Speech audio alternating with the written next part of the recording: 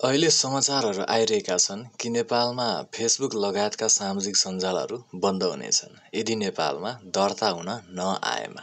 बन्द मतलब ब्यान हुनेछन्। हामी फेसबुक या अन्य सोसल मिडिया एप वा साइटलाई एक्सेस गर्न सक्दैनौँ, चलाउन सक्दैनौँ। यसको सिधा मतलब यही हो। अब हेरौँ, कुनै पनि देशमा सामाजिक सञ्जाललाई ब्यान चाहिँ कसरी गरिन्छ।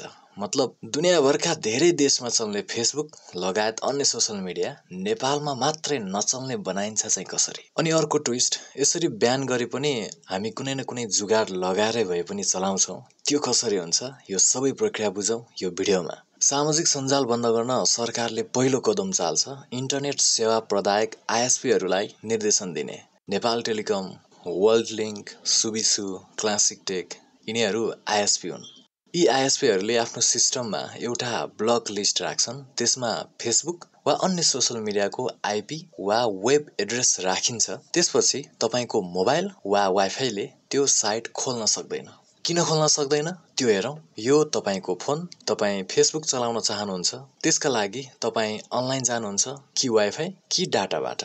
त्यो वाइफाई र डाटा तपाईँले नेपालकै आइएसपीबाट लिनुहुन्छ नि, होइन?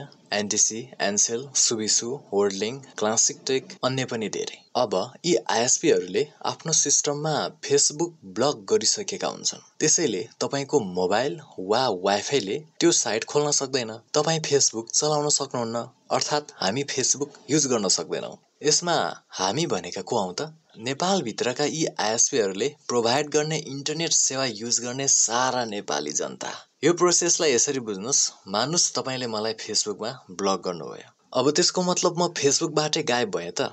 होइन नि, म त अझै त्यहीँ छु। तर तपाईँको फोनमा मात्र म देखिन्न, अरू साथीको फोनमा म अझै देखिरहेको हुन्छु। एक्ज्याक्ट त्यस्तै जब सरकार वा आइएसपीले कुनै सोसल मिडिया ब्लक गर्छ, त्यो एप वा साइट नेपालभित्र चल्दैन, तर अरू देशहरूमा भने त्यो खुलेकै हुन्छ।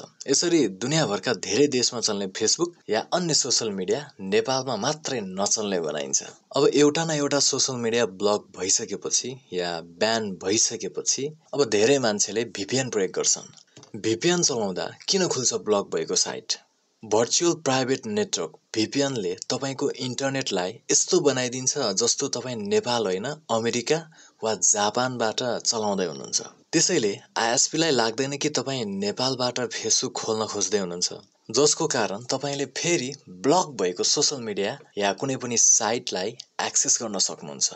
प्ले स्टोरमा थुप्रै फ्री भिपिएनहरू छन्। यस्ता भिपिएन सजिलै प्रयोग गर्न सकिन्छ, तर ध्यान दिनुहोस्, सबै भिपिएन सेफ हुँदैनन्। फ्री भिपिएनले कहिलेकाहीँ स्लो इन्टरनेट दिन सक्छ, तर यदि नक्कली भिपिएन पर्यो भने तपाईँको डेटा चोरी हुन सक्छ। खास गरी बैंकिङ, व्यक्तिगत डाटा जस्ता संवेदनशील काममा प्रयोग नगर्नु राम्रो। भिपिएन चलाउनै परे ट्रस्टेड भिपिएन मात्र चलाउनुहोस्।